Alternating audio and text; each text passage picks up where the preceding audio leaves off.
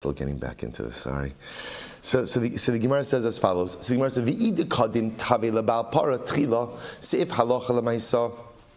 If halacha l'maisa, so ultimately again the damaged party went ahead and claimed from the para from the beginning. Hachanami da'amrle lebal para didach is kasin, havli raya di isle shutfi. Ella de so now listen to this.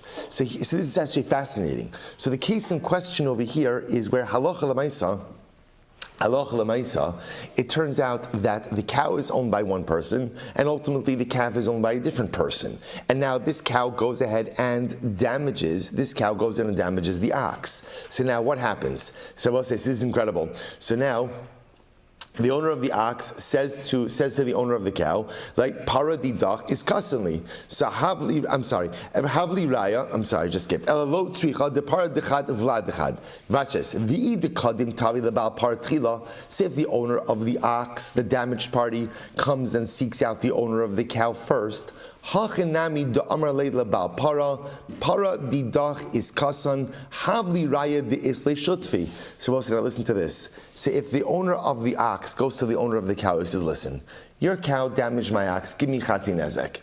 You want to claim that the cow didn't do the sole damage, that the cow had a partner. Who was the cow's partner in damage? Who was the partner? The calf, the fetus? That's on you. You go and prove that.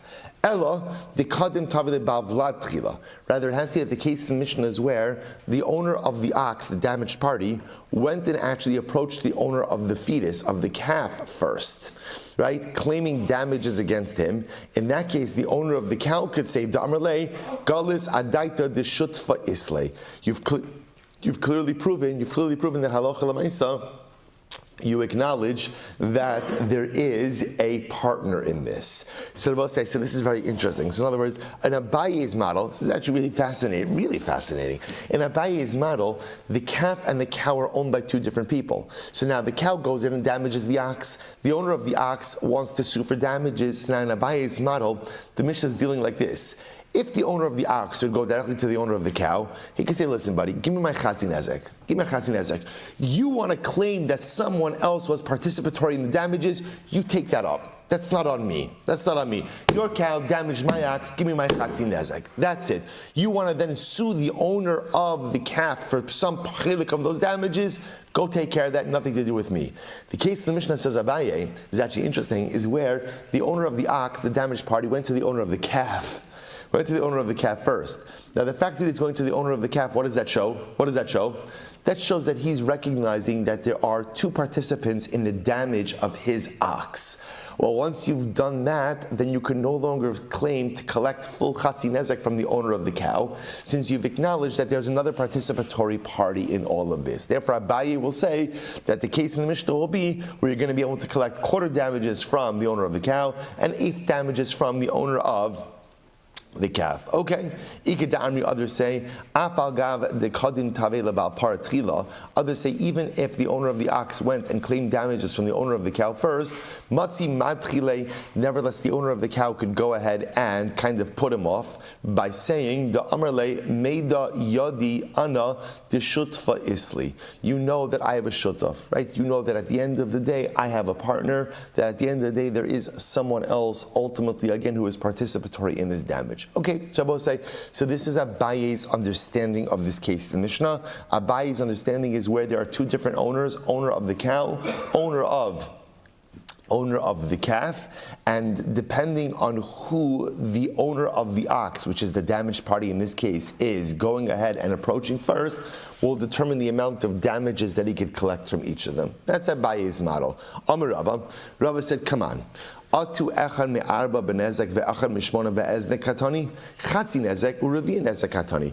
Rava says, Abaye, here's the problem. So we'll say, so in Abaye's model, actually in this case, the owner of the ox will be entitled to go ahead and collect quarter damages from the owner of the cow, and 1/8 of damages from the owner of the calf. Rava says, come on, that's not what the Mishnah says. The Mishnah says that the owner of the ox, the damaged party, could collect half damages from half damages from the owner of the cow, and quarter damages from the owner of the calf. So I don't understand how you say no. It doesn't really mean that. It means quarter and an eighth. That's not what it says. Amarava, here we go. The olam bepar of Vlad dechad. In reality, Rava disagrees. Whereas Abaye understands we're talking about a case where the calf and the cow are owned by two different people. Rava says they're owned by the same person. Same person. Vachi kamrinon. The Rava say here's what the Mishnah means to say. Isa lepara. If the cow itself is extant, right? If the cow itself is here, or the owner of the calf is present, so then what's the halacha? Mishtalim chatzi nezek lepmipara. Halacha l'maisa says like this. Here's what the Mishnah is telling you. Let's say we have a pregnant cow that damaged an ox, right? We don't know what's our suffix. Was the cow pregnant at the time of the damage or not? So I'll say here's what we know. We know now that halacha l'maisa the ox was damaged. The only shaila was the cow pregnant or not? So the Rava says, the Mishnah tells it like this: if the cow is present, right? If the cow is present, then mishtalim chatzin nezek mipara. Then ultimately, again, the damaged party collects chatzin nezek from the cow. Now, remember again, chatzin nezek of tam is capped at what? 50% of the value of the damaging animal. So that's what it means. So if the par is present, if the cow is present, no problem. We're just going to collect chatzin nezek from the cow. Top of Mem Zayin. Let's say lepara. Let's say the cow is not there. Let's say the cow is not there. Remember again, you could have a case where halacha l'maisa, after the damage is done, so what happens? So the owner of the cow quickly helps it escape to somewhere else. Let's say the cow is not there. Then what? Then mishtalim revia nezek mivlad. Then we could collect quarter damages from the calf. So Rava says essentially what the Mishnah is telling me is that halacha l'maisa, there are two sources of compensation, right? Ideally, you're going to collect your chatzin nezek from the par. But if for some reason that's not possible, you have another source of collection, which is quarter damages from the vlad, from the calf. Okay, very interesting. Look at Rashi. Top Rashi Mem Zayin Amud Aleph. Leisei lepara v'tam in mishalim ela migufo v'amar lehavle kuli palga hezeka mivlad diunami askin bahadi para the Rav Sirli dechad gufahu bavi ke'echan me'evari kidim afarish b'seifa demilsa mishalim leminei riva diniska vidach riva mafsid. So we're going to see over here. We're going to see over here Rava's logic in just a moment. So before we explain that Rashi, so this is Rava's logic. Halacha l'maisa. If again the par is there, collect chatzin nezek from the par. If the par is not there, quarter damages from the calf. So the Gemara says, "Taima delo yadinan in hava vlad behada kinagcha I lo hava." Now we'll say, here's what's interesting. The reason why Rava says you only collect quarter damages from the calf is why? Because we don't know, was the cow pregnant with the calf at the time of the damage or not? Watch this. Aval I pshitalan the hava vlad bahada. But if we know for sure that the cow was pregnant with the calf at the time of damage, kinagcha mishtalim kule chatzi nezek mivlad. Wow. Watch this, Rabbi say. So Rava says like this. Let me work backwards. Rava holds that the calf is considered to be uber yerech imo, that a calf is considered to be a part of the mother. And therefore, again, I will say, watch this. If we were to know that the cow was pregnant with the calf at the time of damage, then ultimately, again, the calf is a full partner to damage, which would then mean that even if the cow was not present at the time of compensation, we'd be able to collect complete chatzin nezek from the calf. The only reason Rava's capping damages at quarter damages from the calf is why? Because we don't know, was the cow pregnant with the calf at the time of the damage or not. So Rava say, here how fascinating this is. So let's consolidate this just a moment. So Rava disagreeing with Abaye, whereas Abaye sets up the Mishnah as a case of where the cow is owned by one person and the calf is owned by one person. Rava says no. Cow and calf are owned by the same person.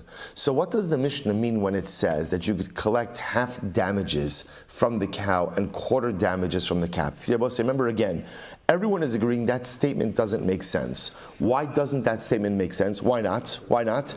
Because you're never entitled to more than chatzin nezek. So why would you be collecting 3/4 damages? Rava says you're right. What it means is like this. you're entitled to chatzi nezek. So now, if at the time when you're coming for collection, the cow is present, you collect your chatzi nezek from the cow, and you're done. What if the cow is not there?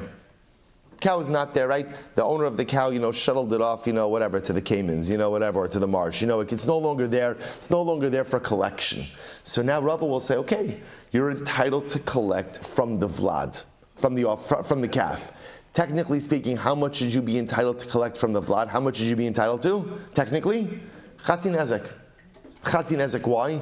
Because the vlad is considered to be a part of the mother, and therefore it's considered to be a full damager. But because we don't know if the cow was pregnant with the calf at the time of damage or not, therefore again, back to the Mishnah, back to Sumchus, it's maman hamutal b'safek, it's money shrouded in doubt. And what's halacha with maman hamutal b'safek?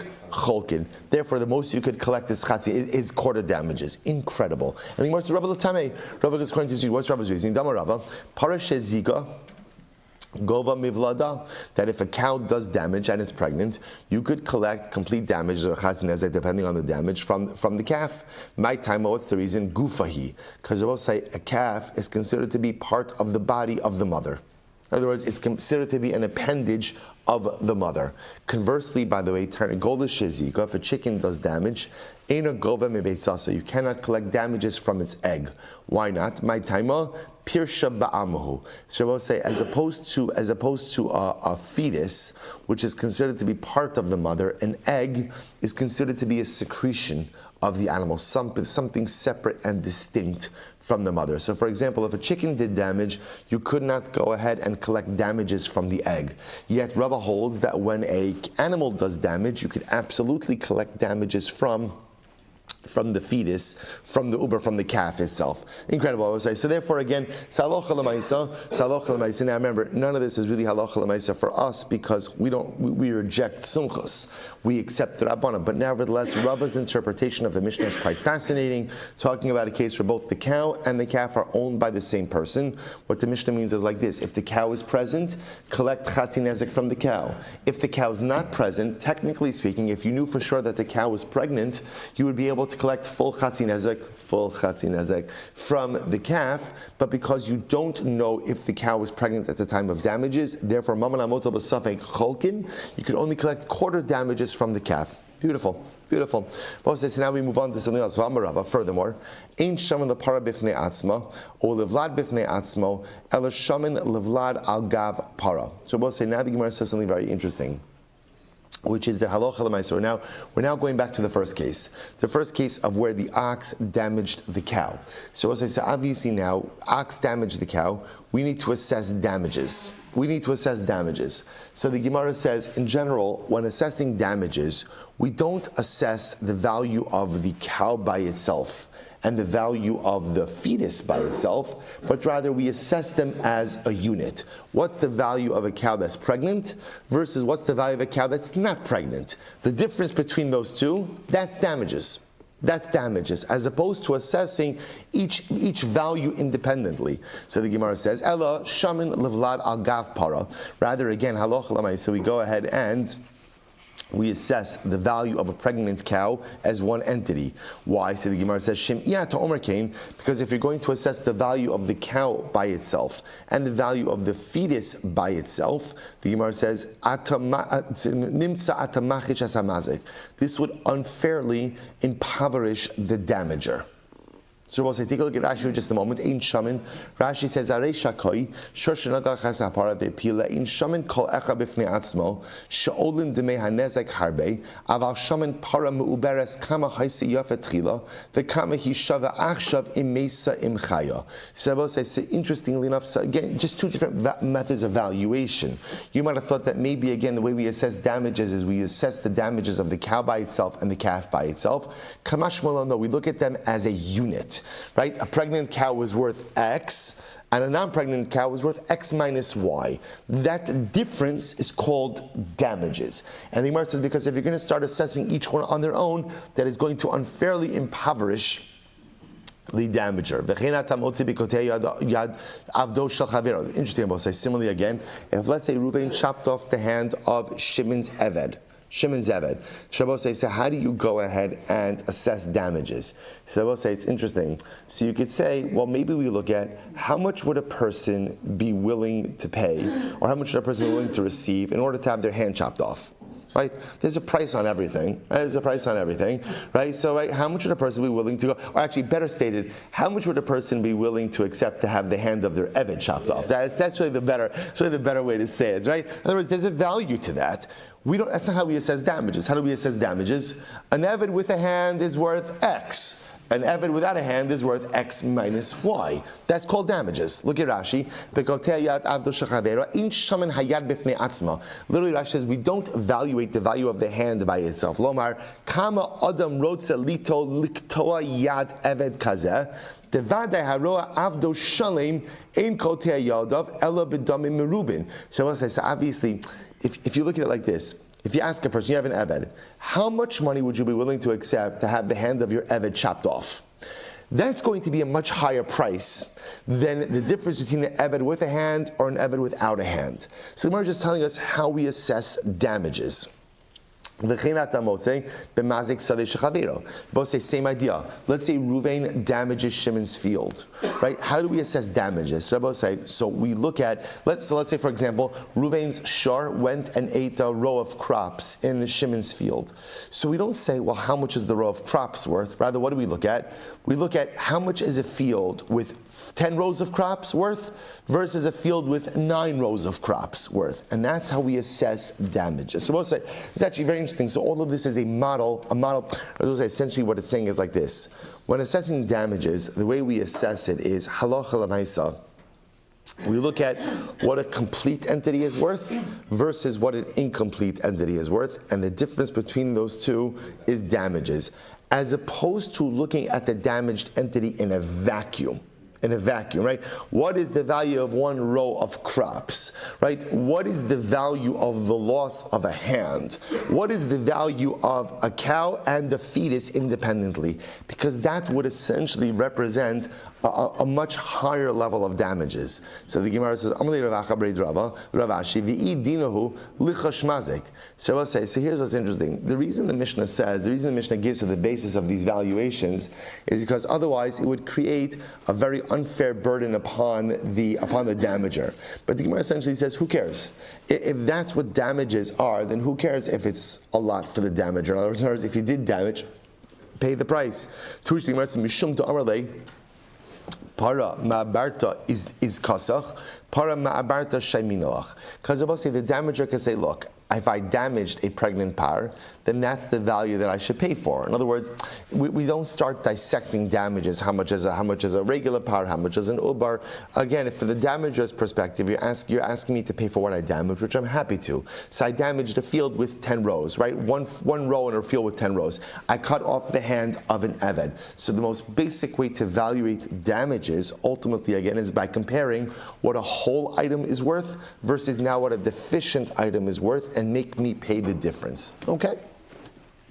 Pshita, par dechad vlad dechad. So there was another interesting application over here. Let's say if you have a pregnant cow, right?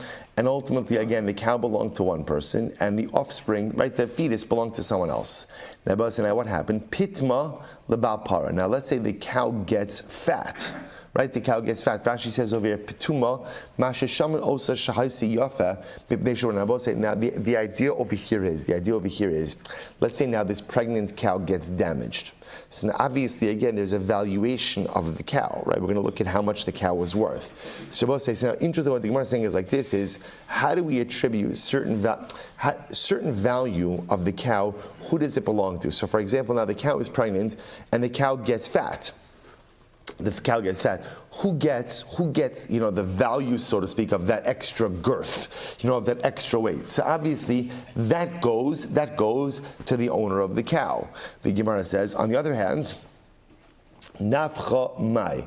We'll say, what about now nafcha? Nafcha is just like, literally nafcha means like bloating, but it means the cow gets bigger. And we'll say, just by dint of being pregnant, the cow gets bigger, right? That bigger kite, right? Who gets that appreciation, right? Is that the owner of the cow or is that the owner of the fetus? So the Gemara says, Rav Papa says it belongs to the owner of the cow. They split it. And the halacha is we split it because again it really goes to both. Part of it is due to the pregnancy, and therefore again the owner of the fetus should get part of that, and part of that is due to just the cow itself. So ultimately again we'll split it. So we'll say incredible sugya. Again, for us it's a fascinating intellectual exercise, but at the end of the day the entire Mishnah, as we spoke about, is predicated on a principle which we reject, right? Because the entire sugya is predicated on the principle of sumchus, of maman amuto b'safek cholkin. We reject that principle. Not that we reject. In other words, we'll say, just to be clear, there are cases where we split things, so we don't reject it in totality, but we reject that financial premise as a concept of conflict resolution in monetary matters. Instead, we accept the principle of the Rabbanon of Amotzi Mechavera Alav Haraya. Incredible. I will say Mishnah. This is really a great Mishnah. Really a great Mishnah. Hakeder Shechnes Kederosav Lechatza Balabai. So watch this. A potter, a guy who makes pots. That's it, right? So Kedar shehichnis kederos alachazavabai. So we'll say, let's just go with this. Reuven has pots, right?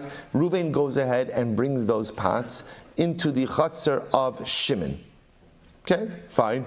Now, say, now here's the wrinkle. Shelo bershos. Reuven brought this into Shimon's property, and he didn't have Shimon's permission to do so. No rishos. V'shavra behemto shabalabayis. Now watch this. Now, of course, you know where this is going. Now the animal of Shimon tramples on the pots of Reuven. So what's the halacha? Potter.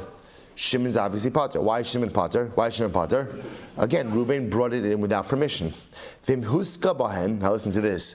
What happens if Shimon's animals stepped on the pots and got injured on the pots? Then what's the halacha? Balakader is chayiv. Reuven is chayiv. So we'll say, so this cuts both ways. So number one, Shimon is exempt from any damage that happens to Reuven's pots because Reuven brought it in without permission. And if ultimately, again, Reuven's pots end up injuring Shimon's animals, Reuven's going to be chayiv because Reuven brought it in without permission. Okay, so pretty straightforward. We'll say first wide line. What happens if Reuven brought in the pots, but he had the permission of Shimon? Then what's the halacha? Ultimately, again, if Reuven brought it in with rishos, and then let's say again now Shimon's animals trample the pots, then ultimately again Shimon's going to be chayiv. Shimon's going to be chayiv for that because he gave Reuven rishos to bring in his utensils. Now we'll say, so I just want to point out what's happening over here. There's two things. The first part of this is straightforward and obvious, right? Reuven brings stuff into Shimon's chutzner without Shimon's rishos. So if those items are broken, obviously there's no liability for Shimon. If somehow those items injure Shimon's property, Reuven will have liability. The interesting part is the second part of the statement, which is now Reuven brings it in with rishos. So we'll say at this point in time, if Shimon's animals damage it, right, then ultimately again, Shimon's going to be chayiv. What do you see from here? You see from here that when you give someone permission to bring in their property into your property, that there is an assumed responsibility that you, the owner of the property, right, that what we call the Bala Chatzar, is taking for that, right? In other words, so when Shimon says to Reuven, sure, you could bring your pots into my Chatzar, that means that Shimon is assuming some level of responsibility. So therefore again, Hechnes Pershus Bala Chatzar Chayiv, which is really fascinating. So it's not only permission, but there's an assumption of responsibility. Hold on to this. Hechnes Peros Bala Chatzar Bala Bais. Next case. Reuven brings his fruit into the property of Shimon, right? Shelo b'shos, but Reuven doesn't have permission to do so. Shimon's animal eats the fruit, right? Then what's the halacha? Potter. Ultimately, again, Shimon is going to be potter from that. Why? Same case. If Shimon's animals are somehow damaged by the fruit, we'll see exactly what that means. then ultimately again, Bala Peros Chayiv, Reuven is going to be Chayiv because he brought in produce without permission. What happens if Halacha L'maisa Reuven brought in the produce to Shimon's field, but he had permission to do so? And then let's say Shimon's animals go ahead and eat the fruit. Bala Chatzar Chayiv. Ultimately again, Shimon is going to be responsible. So we'll say same principle. You allow someone to bring their property, into your Chatzar. Ultimately, again, that permission comes with some assumed level of responsibility on the part of the Bala Chatzar. Next, Hichnis Shoro the Chatzar Balabayis. So we'll say Reuven brought his animal, his ox, into the Chatzar of Shimon, Shelo Bershus, without Shimon's permission. Amud Beis. V'nagcho Shoro Shabalabayis, and Reuven's ox gores Shimon's ox. Oshenoshcho, right? Oshenoshcho. I'm sorry, just the opposite. Shimon's ox gores Reuven's ox. Or Shimon's dog bites Reuven's ox. What's halacha? Pater. Ultimately, again, it's pater, right? Why? Once it's all saying it's because Reuven brought it in without rishus. So therefore, again, if Reuven brings in his shar without rishus to Shimon's chatzar, and then Reuven's shar gets damaged, ultimately, again, Shimon is pater. Naga hu shoro shabalabayis chayiv. If halacha l'maisa Reuven's shar went ahead and gored Shimon's shar, then ultimately, again, Reuven's going to be chayiv. Similarly, again, if Reuven's shar fell into, let's say, the water cistern in Shimon's chatzar and spoiled the water, ultimately again, so Reuven's going to be chayiv. If, let's say, Reuven's father or son they were swimming in the water, and then what happens? Reuven's shar falls in and chas v'shalom kills them. Ultimately again, then Reuven's going to have to pay kofar. So both say these are all seemingly illustrations of the same halacha, which is in all of these cases, Reuven is going ahead and bringing in his shar into the chatzar of Shimon without rishus. Reuven is going to be liable and responsible for any damages that occur. However, but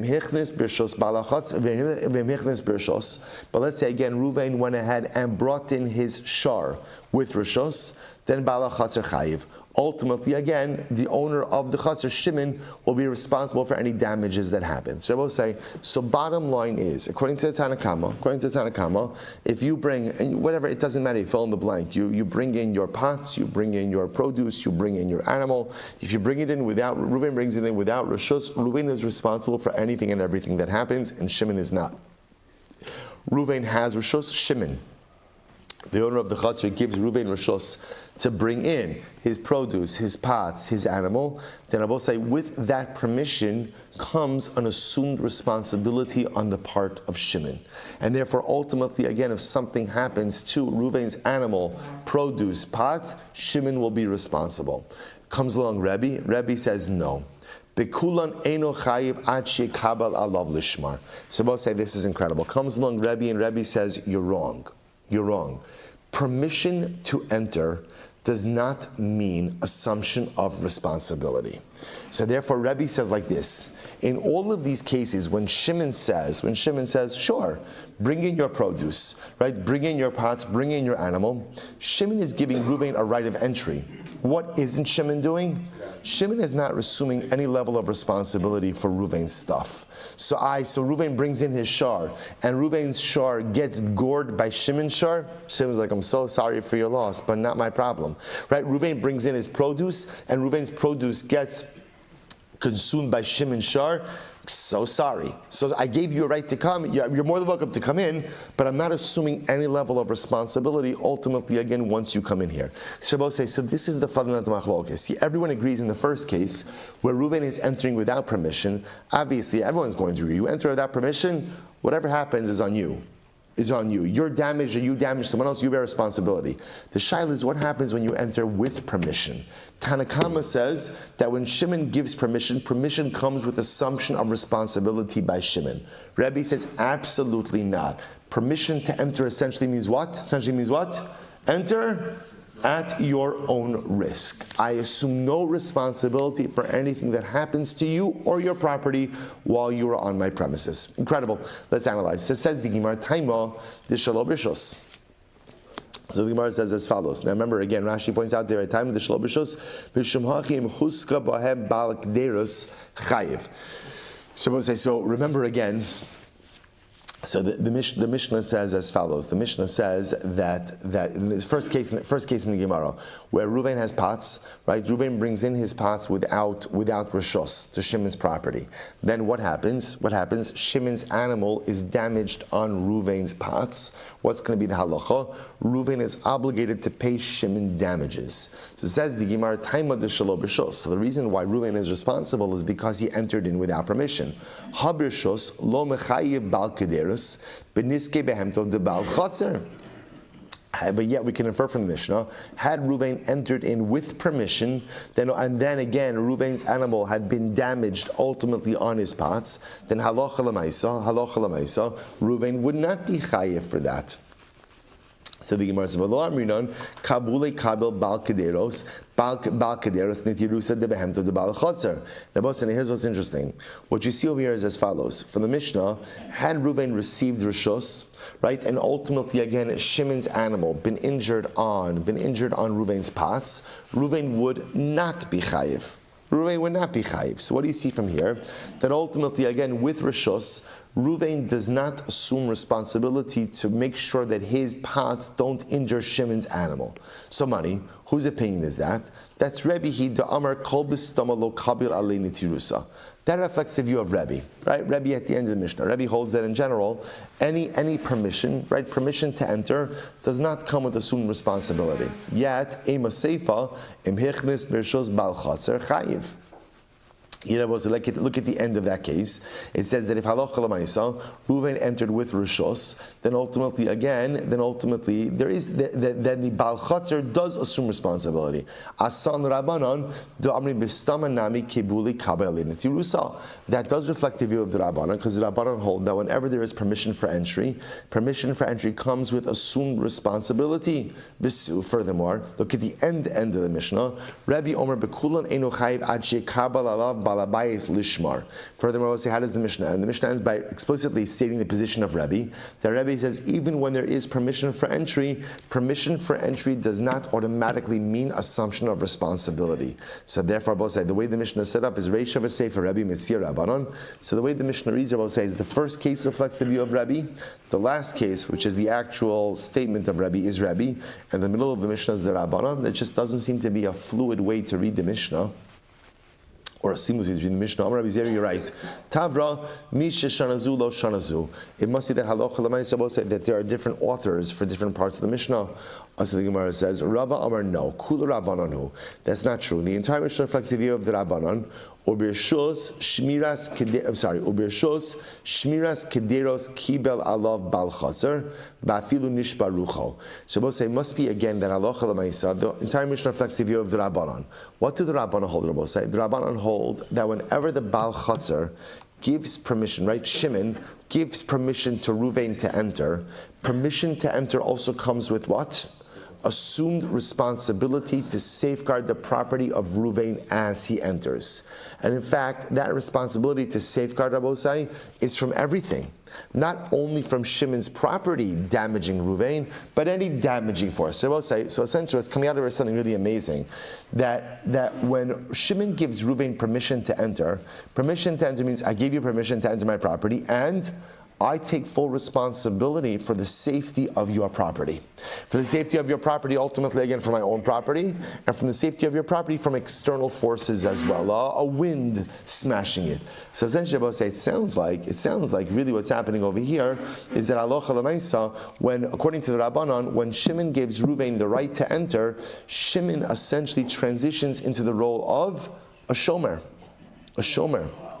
Right, a custodian, ultimately again over the property of Shimon, which is a pretty dramatic transition to make. Okay, let's go weiter. So again, we now see this fundamental tension between the Rabbanon and Rebbe. Rebbe saying permission to come in means what? That's all. Permission to come in. No assumption of responsibility on any level. Rabbanon, no. Permission to enter ultimately means permission to enter and assumption of responsibility. Hichnis peirosov l'chatzar balabais. So Moses says, remember again next. Ultimately, again, he brought his peiros into the chutzner of the balabai. So Amarav. So we'll say, so now remember again, same case in the Mishnah. Reuven brought his produce into Shimon's chutzner. Now remember again, if it was done without rishus, then what's the halacha? Then ultimately, again, let's say Shimon's animal goes ahead and eats the produce. Ultimately, again, Shimon's pater. But if Shimon's animal, let's say, was injured by the produce, ultimately, again, then Reuven will be chayiv. So we'll say, now watch this. The Gemara tries to clarify that last piece. When does Reuven have liability if Shimon's animal was injured by Reuven's fruit? So watch this. So the Gemara says, so Amarav, lo shanu ela shehuchlaka bahed. When do we say ultimately again that if Shimon's animal was damaged by Reuven's fruit, that Reuven is liable? That's talking about a case we'll say where what? Where Shimon's animal slipped on Reuven's fruit. Right, so Reuven brought in the fruit without rishos. Shimon's animal slips on the fruit. So now the Mishnah says that ultimately, again, Reuven is going to be liable for damages. Aval achla pater. I will say, well, watch this. Let's say Reuven brought in the fruit without rishos. Shimon's animal ate the fruit, and Shimon's animal ate a bit too much fruit, and then died. Right, the halacha is Reuven is going to be pater. Why? My time will say second why my time. Havila shelo tochal. Ultimately, I will say, who says that just because food is in front of you, you have to eat it? You have to eat it. It's a common problem, right? It's kind of right. Let's say so lemaisa. Who's in other words? So that already that level. See, slippage could be considered to be something that is unavoidable. How is that avoidable? But we'll say generally, the owner of an animal is conscious about what their animal is eating, right? Because again, you have to be careful if your animal is not overeating, if your animal is not going out and eating the stuff that's wrong, that's bad for it. So therefore, again, it's interesting. So if Shimon's animal slipped on Reuven's produce that was brought in without rishus, then in that case, Reuven's going to be liable. But if Shimon's animal ate Reuven's produce and just ate it to the point that it died, that Reuven is not going to be chayiv for. Why? Because the responsibility ultimately to make sure that the animal is not eating too much is general responsibility that continuously devolves upon Shimon. And therefore, if Shimon's failure to monitor the consumption of his animal is not Reuven's fault.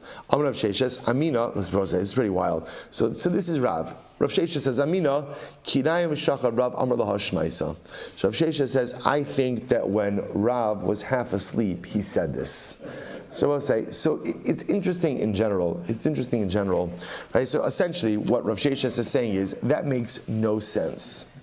And I'll say, so you have to wonder to yourself, why does the Gemara record these type of exchanges? Right? In other words, there's machlokes all the time, right? And machlokes ultimately could just be, Rav Sheshes says, I disagree. Rav, I think you're wrong because there's a brisa. Why does the Gemara record Rav Shesh's sharp rebuke? So we'll say, I think it's to teach us a very important lesson, which is Rav Sheshes is saying, a statement like this was said without proper forethought.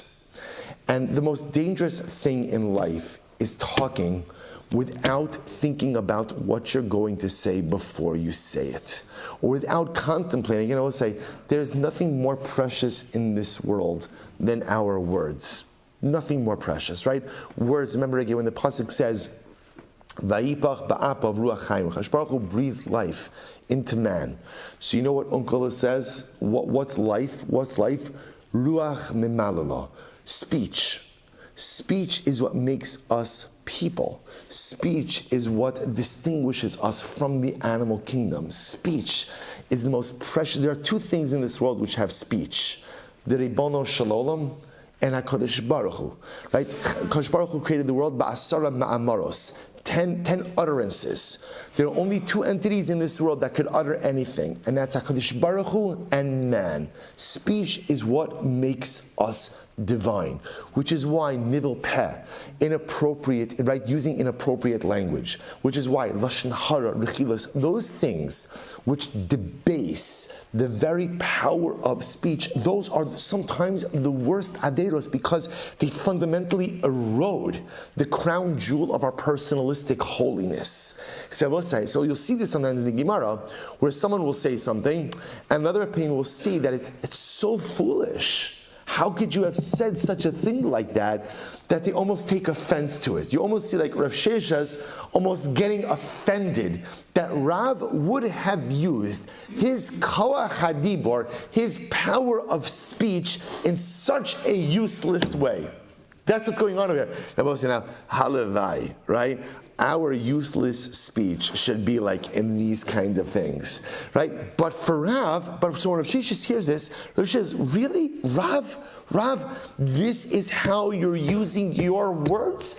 This is how you're talking? This is how you're using the gift of koach hadibur?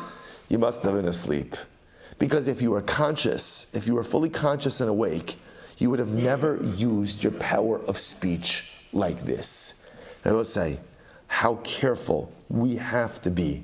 How careful we have to be with how we go ahead and use our koach hadibur. And I will say, I would think that this is probably one of the hardest things today, right? Because you see this all the time, right? People are on WhatsApp chats, right? And somebody posts something. Besides the fact that people should be conscious of what they post in general, no one needs to post everything. But sometimes somebody posts something, and then what happens? Somebody responds. Like it's almost as if there's like WhatsApp Tourette's, just to get it. Be conscious. Be conscious. A person's on social media. Be conscious, right? Think a little bit about, right? Somebody says something, you want to respond. Be conscious. If we could only cultivate a little bit of a thought process before we respond, either digitally or physically, right? How much better off we would be and how much better off the world would be. So any event, so Rav Sheshes says to Rav, no, you cannot have gone ahead. You could not have gone ahead and been awake. He says, this Sanyo, well, listen to this. It's actually an interesting case. If you put poison in front of your friend's animal, what's talacha? You are pater from dine adam. You're right. You're pater in a court of law, but you're chayiv b'dine shamayim. So the Gemara says, now why is that? Sam hamaves hu delo avida da'achla. Because I will say it's not common for animals to eat poison. So in other words, an animal doesn't eat poison. Right? And therefore, again, if the animal does eat poison, that's abnormal. And therefore, again, you're not chayiv in a court of law. But fruit, which it is common for an animal to eat, you see from here that what? That if you put out fruit and the animal eats too much to the point that it dies, there is liability for that. So Gemara says, "Va'amai havi shelo tochal." But Rav, if you are right, we should say to the animal, don't eat so much. Don't eat. So what do you see? Well, you see from here that it's common for an animal to eat too much and die. The only case where it's not common is if you put poison in front of the animal, an animal knows better not to eat that. It's not true. Even by peros, ultimately, again, the person who puts out the fruit is really going to be exempt from dine adam. Why? Because the owner of the animal is responsible to monitor the consumption. But say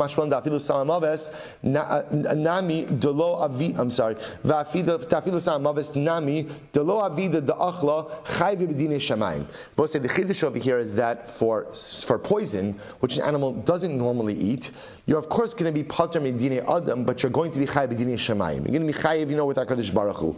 The other possibility is samam avas nami baf rasta dahainu peri. What's the other possibility? The case of the poison could be there's a particular type of vegetation that is considered to be poisonous for animals, but an animal would still eat it. So halacha l'maisa, again, even though it's a form of food, nevertheless one would not be chayiv medine adam, but chayiv medine shamayim. So I'll say bottom line for us is Rav, right? The Mishnah is qualifying the case where Reuven goes ahead and brings in his animal, right? Reuven brings in his animal, and ultimately without rishos, and the animal goes ahead and Reuven brings in his peros without rishos, and Shimon's animal ends up going ahead and dying as a result of that of those fruit. So the Mishnah says Reuven is chayiv. Rav comes along and says, 1 second. Reuven's chayiv if Shimon's animal slips on the fruit and dies. But if Shimon's animal overeats and then dies, Reuven is not chayav for that. Why? Because the responsibility to monitor consumption of an animal is always on the owner. So we'll stop over here for today. Shkoyach.